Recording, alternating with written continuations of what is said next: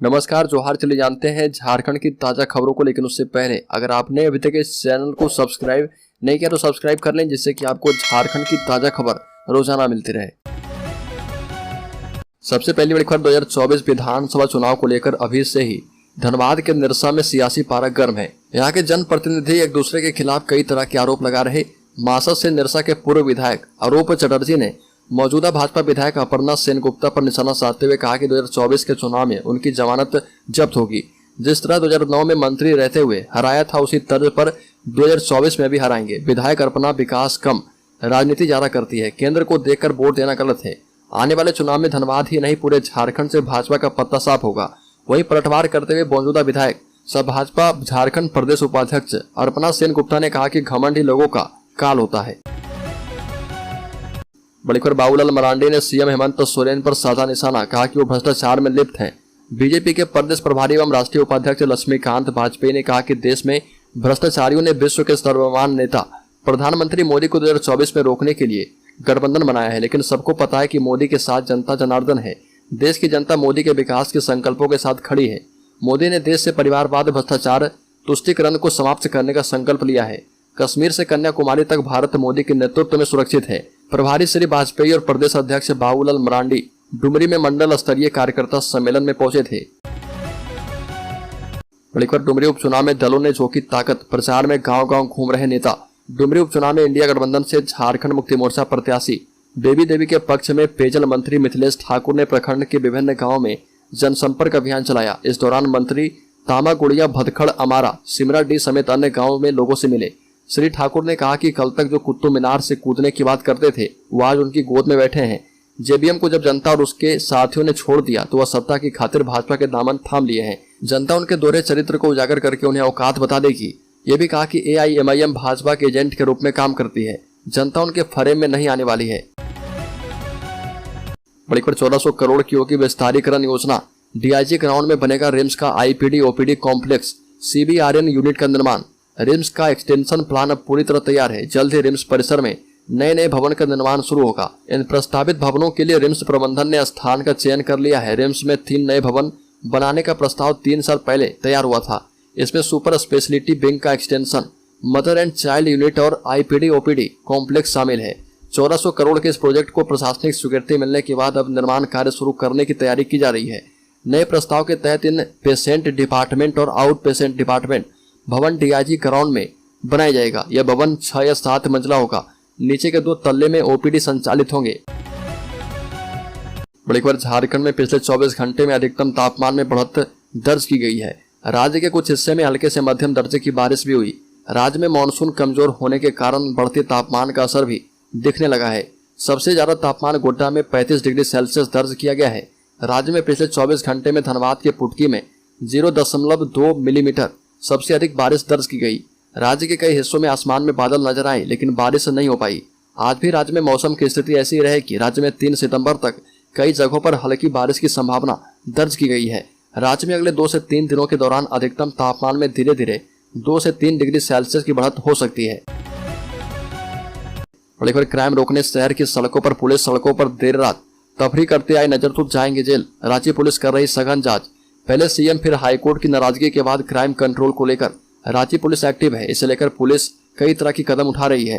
देर रात रांची के सड़कों पर पुलिस जांच अभियान चला रही है, तो दिन में बैंकों के प्रबंधन के साथ मीटिंग कर बैंकों के सामने छिनतई को अंजाम देने वालों को पकड़ने का रास्ता तलाश कर रही है। क्राइम पर कितना नियंत्रण हो पाएगा यह तो बाद की बात है, पर इन दिनों राजधानी की पुलिस काफी ज्यादा एक्टिव है। शहर के विभिन्न इलाकों में राजधानी की पुलिस ने सघन जाँच अभियान चलाया है और राज्य के ट्रैफिक SP हारिस बिन जमा ने शहर के काके रोड, अलवट, एका चौक, कांटा टोली, बरियातू सहित कई इलाकों में क्राइम कंट्रोल और ट्रैफिक नियम को लेकर जायजा लिया। इस दौरान ट्रैफिक नियम तोड़ने वाले वाहन चालकों को फटकार भी लगाई है। पुलिस की ओर से कहा गया कि राजधानी के सड़कों पर रात के अंधेरे में तफरीक कर रहे लोगों को हिदायत दी है कि वो बिना वजह घूमने से बचें। अगर अड्डाबाजी करते पकड़े गए तो थाने का चक्कर काटना पड़ सकता है। बड़ी खबर पलामू में भीषण सड़क हादसा, 4 की मौत। हेमंत सोरेन ने ट्वीट कर जताया शोक।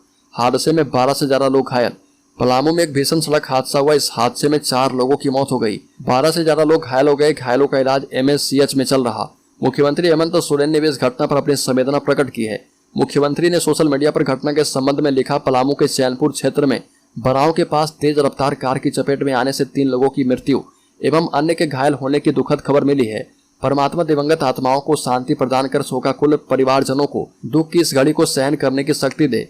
जिला प्रशासन के द्वारा घायलों को इलाज उपलब्ध करवाया जा रहा। दुर्घटना में घायल हुए लोगों के शीघ्र स्वास्थ्य लाभ की कामना किया गया है। दोषियों के खिलाफ कड़ी कार्रवाई करते हुए सूचित किया जाए। सांस्कृतिक कार्यक्रम देखकर लौट रहे 1.5 दर्जन लोगों को कार ने रौंद दिया, जिसमें 4 लोगों की मौत घटनास्थल पर हो गई। और एक बार राज्य में भ्रष्टाचार के खिलाफ कार्रवाई के लिए गठित भ्रष्टाचार निरोधक ब्यूरो इन दिनों सिर्फ बुजुर्ग पुलिस अफसरों के भरोसे चल रही है। इनमें से भी कई सेवानिवृत्ति के कगार पर पहुंच गए। दूसरी ओर एसीबी में इंस्पेक्टर से लेकर डीएसपी तक के पदाधिकारियों के करीब 50% पद खाली हैं। इस कारण काम में परेशानियां हो रही है। एसीबी में एसपी के 8 पद हैं, लेकिन स्वीकृत पद के विरुद्ध वर्तमान में सिर्फ 1 एसपी कार्यरत हैं। वह भी सेवानिवृत्ति के करीब पहुंच चुके हैं। जानकारी के मुताबिक एसीबी में भ्रष्टाचार से संबंधित मामले में गहन अनुसंधान की आवश्यकता होती है, इसलिए पदाधिकारियों को विशेष ट्रेनिंग दी जाती है। लेकिन एसीबी में आमतौर पर वृद्ध या सेवानिवृत्ति के करीब पहुंच चुके पुलिस अफसरों की पोस्टिंग करा दी जाती है। पोस्टिंग के बाद जब तक वो काम सीखते हैं तब तक वो या तो सेवानिवृत्त हो जाते हैं या फिर सेवानिवृत्ति के करीब पहुंच चुके होते हैं। बड़े कोल कर्मियों को जल्द मिलेगा एरियर बोनस लाभ, इतने रुपए का होगा फायदा। कोयला कर्मचारियों को राष्ट्रीय कोयला वेतन समझौता 11 के तहत 23 महीने का बकाया एरियर सितंबर में मिलेगा। अक्टूबर में बोनस का भुगतान भी किया जाएगा, यानी कोयला कर्मियों की अगले 2 माह में बल्ले बल्ले होने वाली है। एरियर मद में कोयला कर्मियों को 2 लाख रुपए से 7 लाख रुपए तक मिलेंगे। वहीं बोनस मद में कम से कम 80,000 रुपए भुगतान तय माना जा रहा। एरियर का भुगतान सितंबर माह के पहले सप्ताह में ही वेतन के साथ हो जाएगा। बोनस का भुगतान दुर्गा पूजा के ठीक पहले होगा। कोल इंडिया लिमिटेड के महाप्रबंधक ने पहले ही सभी अनुषंगिक कंपनियों को एरियर भुगतान का आदेश जारी कर दिया है। अब एरियर शीट को ईआरपी पर डाउनलोड भी कर दिया गया है, यानी भुगतान की प्रक्रिया अंतिम चरण में है। 23 माह के एरियर का एकमुश्त भुगतान होगा। बोनस के मुद्दे पर अक्टूबर में वार्ता होने की उम्मीद है। बड़ीकर मेडिकल प्रोटेक्शन एक्ट लागू न होने से सरकार से नाराज हैं झारखंड के डॉक्टर, आंदोलन की दे रहे चेतावनी। मेडिकल प्रोटेक्शन एक्ट और क्लिनिकल एस्टेब्लिशमेंट एक्ट लागू न किए जाने पर झारखंड के डॉक्टर नाराज हैं। राज्य भर के डॉक्टरों ने इंडियन मेडिकल एसोसिएशन और झारखंड हेल्थ सर्विसेज एसोसिएशन के बैनर तले रांची में बैठक करने के बाद सरकार से कहा कि इन दोनों प्रस्तावित कानूनों को जिस तरह लटकाया जा रहा वह समझ से परे है और सरकार इन्हें लागू करने की दिशा में पहल नहीं करती है तो विवश होकर चिकित्सा व्यवस्था ठप करने जैसा आंदोलन करना पड़ सकता है। रांची स्थित आईएमए बिल्डिंग में बैठक के बाद आईएमए की प्रदेश इकाई के अध्यक्ष डॉक्टर ए.के. सिंह ने कहा कि इन दोनों एक्ट को 5 महीने पहले विधानसभा की प्रवर समिति के पास भेजे जाने के बाद कोई सुगबुगाहट नहीं है। राज्य में डॉक्टर्स के लिए काम करने का सुरक्षित माहौल नहीं है। सुरक्षा संबंधित कारणों से राज्य में डॉक्टर ज्वाइन नहीं करना चाहते। बड़ीपर देवघर एवं मधुपुर में 20,000 गृहिणियों को दुर्गा पूजा का मिलेगा तोहफा, घर घर कुकिंग गैस की होगी आपूर्ति। देवघर और मधुपुर शहर की गृहिणियों के लिए अच्छी खबर है। दुर्गा पूजा से हर घर में पाइपलाइन के माध्यम से कुकिंग गैस की आपूर्ति शुरू होगी। बता दें कि गोड्डा सांसद डॉक्टर निशिकांत दुबे के आग्रह पर केंद्रीय पेट्रोलियम मंत्री हरदीप सिंह पुरी ने अक्टूबर में देवघर आने की बात कही है। केंद्रीय मंत्री हरदीप सिंह पुरी देवघर एवं मधुपुर में सिटी गैस पाइपलाइन योजना का उद्घाटन करेंगे, जबकि गोड्डा, हंसडीहा, नोनीहाट, बासुकीनाथ, जरमुंडी, महागामा, पत्थरगामा एवं पोड़ैयाहाट में सिटी गैस पाइपलाइन योजना का शिलान्यास करेंगे। पहले फेज में देवघर एवं मधुपुर शहर में 20,000 गृहिणियों को इन योजनाओं का लाभ मिलने वाला है। वैसे देवघर एवं मधुपुर में 38,000 घरों के लिए पाइपलाइन से गैस पहुंचाने के लिए इस योजना में 4,000 करोड़ खर्च हो रहा। बड़ीपर बीएयू में बोले राज्यपाल, झारखंड के विकास की अपार संभावनाएं। राज्यपाल सह झारखंड राज्य के विश्वविद्यालय के कुलाधिपति सीपी राधाकृष्णन ने बिरसा कृषि विश्वविद्यालय में कृषि और संबद्ध क्षेत्रों के विशेष संदर्भ में भारत को गौरवान्वित करने में झारखंड की भूमिका विषय पर आयोजित सेमिनार को संबोधित किया।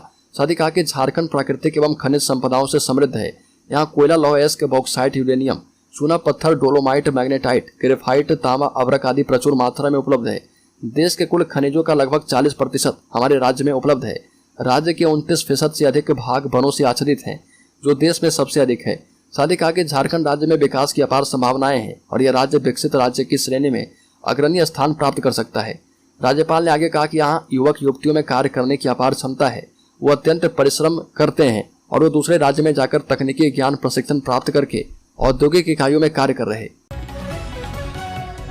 बड़ीकर बाबूलाल मरांडी के भाई रामिया मरांडी की सफाई, कहा कि अब नहीं है संथाल परगना बिल्डर से नाता, गलत है तो मुझे जेल भेजे सरकार। झारखंड के चर्चित शराब सिंडिकेट किंग और जमीन कारोबारी योगेंद्र तिवारी की company Santhal Pargana builders private limited से कनेक्शन पर रामिया मरांडी ने सफाई दी।